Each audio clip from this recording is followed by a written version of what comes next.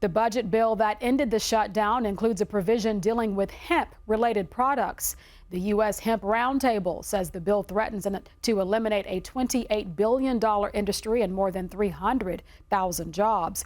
Former Kentucky Treasurer Jonathan Miller, a Democrat, is also general counsel for the U.S. Hemp Roundtable. I spoke to him just a couple of hours ago. Jonathan Miller, thank you for a little bit of your time. Thank you for having me. So the provision, the legislation that reopened the government that President Trump signed last night affects rules for Americans who grow and sell hemp. Now, Kentucky's U.S. senators, as we have reported and as you know, they differ on this issue. U.S. Senator Mitch McConnell has said these are dangerous products that should be out of the hands of children, while Rand Paul says that this provision will actually gut the hemp industry. Tell us where the U.S. Hemp Roundtable falls on this and your opinion about this provision. Well, you never would imagine this, but I'm sitting on your show saying I stand with Rand, and not only stand with Rand Paul, but 4 members of the delegation, McGarvey, Barr, Comer, and Massey, also agree with our position, which is this ban would eliminate 95% of hemp products from the marketplace. It would make it a federal crime to buy them. It would destroy the industry, cripple Kentucky hemp farmers, and deny consumers products that they value for their health and safety, health and wellness. But that's not the intent that Senator McConnell had with this, right? So where are the wires being crossed here? So Senator McConnell makes a good point. Under the previous legislation, there are products that have been sold that are marketed to kids. They are copycat products that look like Cheetos or candy bars but really have high THC, and some of them are made synthetically or using bad manufacturing practices. But the way to tackle that is through regulation, not a ban, because what you're doing is you're not only crippling the bad actors, but you're cutting the feet out from under the good actors who produce products that help our seniors and our veterans, and which are enjoyed by average Kentuckians across the state.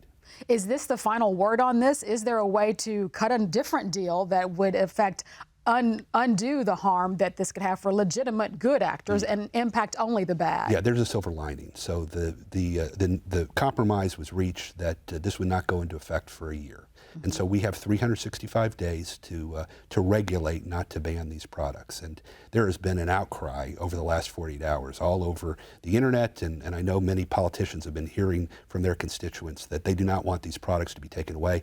A lot of farmers are furious. They were promised that they'd have this opportunity to sell these crops in the middle of a very tough agricultural economy. It's being taken away from them. So I really am confident that in the next 12 months we'll be able to fix this. But why did it take another 12 months to get there? I mean, was this sentiment not already out there before this vote? You know, we've been fighting this issue for a couple years. Unfortunately, Senator McConnell is a master tactician. He was able to take this in a back room without any hearing, without any votes on it, and attach it to a must-pass bill to reopen the government. So there was a vote later on the bill, but senators were deciding whether to protect hemp industry or to let government open, and you know, the SNAP benefits and the airline delays. And so he put them in a very difficult position. It was brilliant, but it is also devastating. You've got a prop there. Tell us about this, and is this going to be something that folks can't get now? Yeah, this is something that's made in Louisville. It's cornbread hemp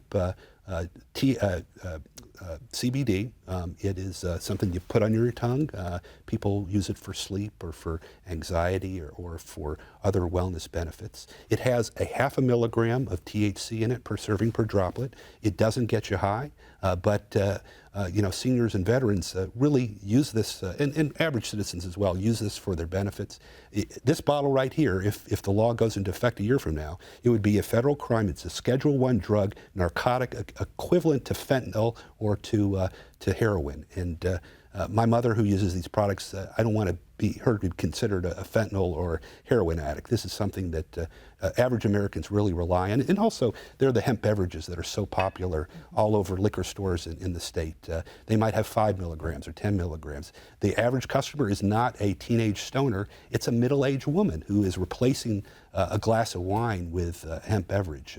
And these are the types of products that would be considered federal crimes. And so we're very hopeful over the next 12 months that we'll be able to reverse that, regulate these problems so that the bad actors are eliminated, but allow farmers to survive, small businesses to survive, and consumers to have the products they need. What kind of criminal penalties could be leveled for possession of such? It's the same as heroin, fentanyl, so it would be a crime under the federal level, and big question as to whether they would enforce it. Right.